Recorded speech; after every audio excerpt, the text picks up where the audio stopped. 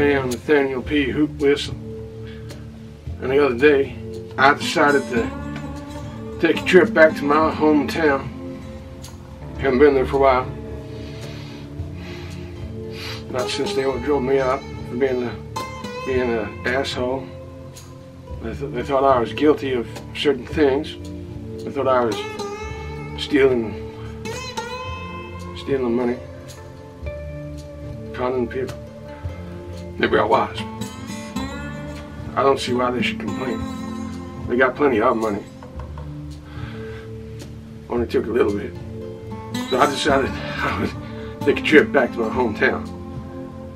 And I didn't have a car, so I decided to borrow a car from a nearby car park. I don't know who it belonged to, but it's been there for a couple of days. Whoever it belongs to probably won't miss it. So there I am, driving home, kind of feeling a little nervous,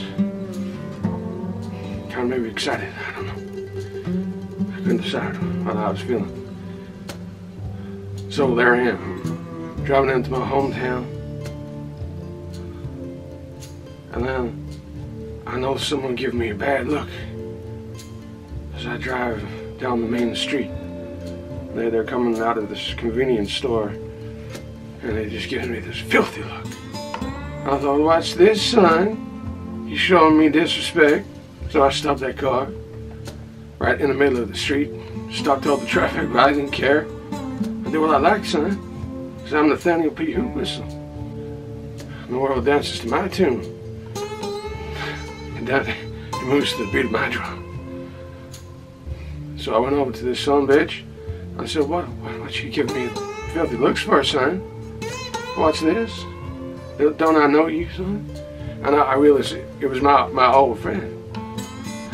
It was my old friend. What was his name? But I couldn't remember his name. I mean, it took a little bit of offense because I couldn't remember who he was. I said, I know you, son. We used to be friends. What you giving me a filthy look for?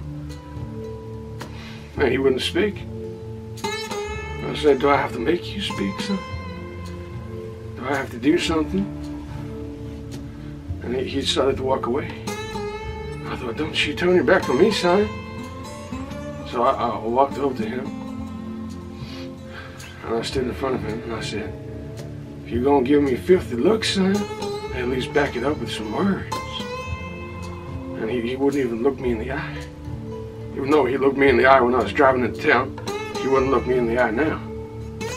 I thought, what did I do to you, son? What did I do to you personally? And he said to me, Hoot-Whistle, because of you, I lost my restaurant. The whole place went into liquidation and closed down. And I said, son, how can that be my fault? I said, if your crappy restaurant shut down, that's because you were a bad cook, son. You can't go blaming me. And he told me,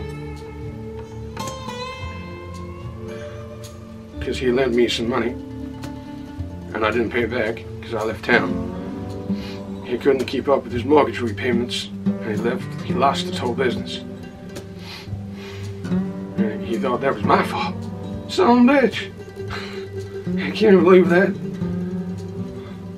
I said, if you want to fantasize that's my fault, son, then I think you need to see a goddamn psychiatrist, son. So, I can't believe the nerve of this guy. And you know what he did next? He did a very ungentlemanly act. He spat in my face. In my face, son. I couldn't believe it. I didn't know what to do. My instinct told me I should tell you.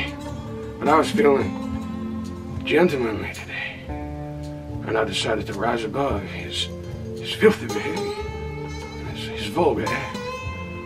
So I just walked away, which isn't like me, son. I don't know why I did that. It must be because I was back home. I was all kind of out of sorts with my feelings and behaving a little out of character. I should have paid that son of a bitch back, but I didn't. And I didn't know what was going on. It made me feel kind of strange.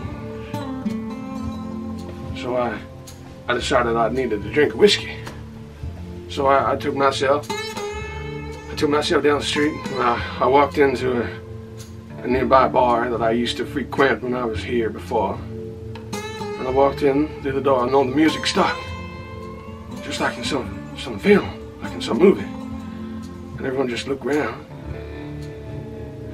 It was like it was some western or something. They just all looked me up and down, and they narrowed their eyes, and they sneered, and then they all kind of spat on the floor. I thought, you assholes. How dare you treat Nathaniel P Hoot-Whistle like this with such disrespect? You know what I did? I marched right across the street to where the fire department was. Well, if you can call it fire department, it's practically a tiny shack with this one tiny fire truck and about two staff, 2 firemen who were away on vacation at the time, because there's a little sign outside saying they'd gone away. So I noticed there was a fire hydrant outside the bar. So I grabbed I helped myself to the hose from their fire truck, and I dragged it right across the street, as any good person would, and I attached it to that fire hydrant, and I walked into that bar, and I turned it on, but I held the hose behind my back so they couldn't see it.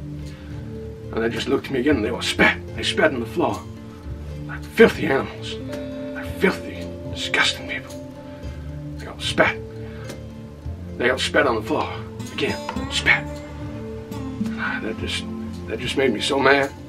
I nearly wasn't going to do what I did next, but because they spat again, they all gave me filthy looks again. And one of them even threw his drink towards me, but he missed, which was I found kind of fun. And then he said that I now owe him a drink. Oh, I owe him a drink. No, you owe me a drink, son, for trying to get me wet with your filthy booze. It's got your filthy gems on. So I got the fire hose from behind my back, and I pulled it out. And then they kind of went, because they didn't know what I was going to do. And I suddenly switched the switch, and I hosed those suckers down. I hosed them all down, the whole entire bar, made them all drenched in water. Every single person in there got water inside their drinks. And the water got all across the bar, man, all across the bar. Because the pressure was so high, it smashed all the bottles behind the bar. All the whiskey, all the vodka, all the gin, it was all smashed. And the glass shattered everywhere. And I thought, this is so much fun, son. I'm glad I decided to take a trip home. Even though I found people showing me so much disrespect, I got my revenge and had so much fun. And I thought, what else can I do, son? What other way can I take my revenge and dish out my justice? So some of them started to run towards me.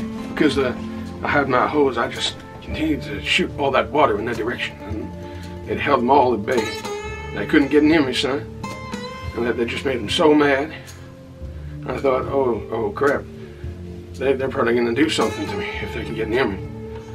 So I slowly backed away.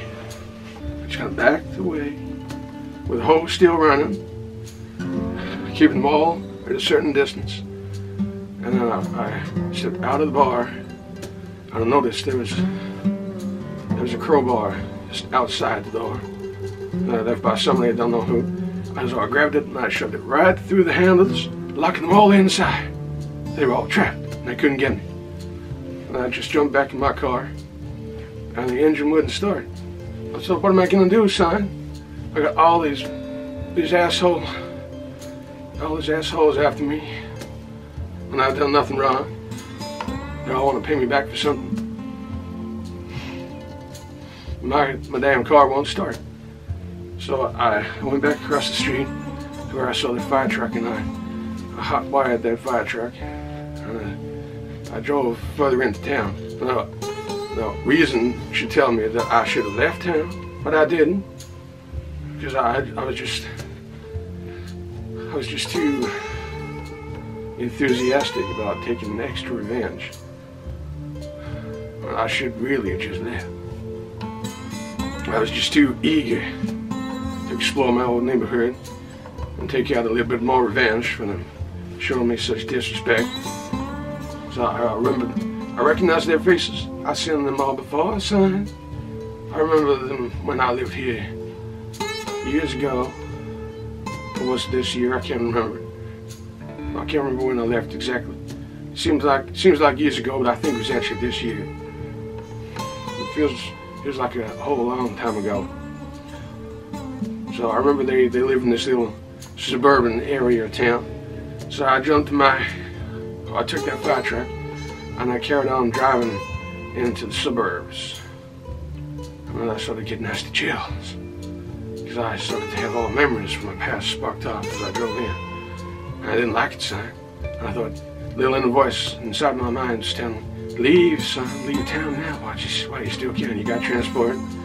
Those sons of bitches are locked away in that bar. You can just make your escape now, son. But I couldn't resist staying. No, I did not listen to my inner voice, and I just carried on like a fool. You damn fool.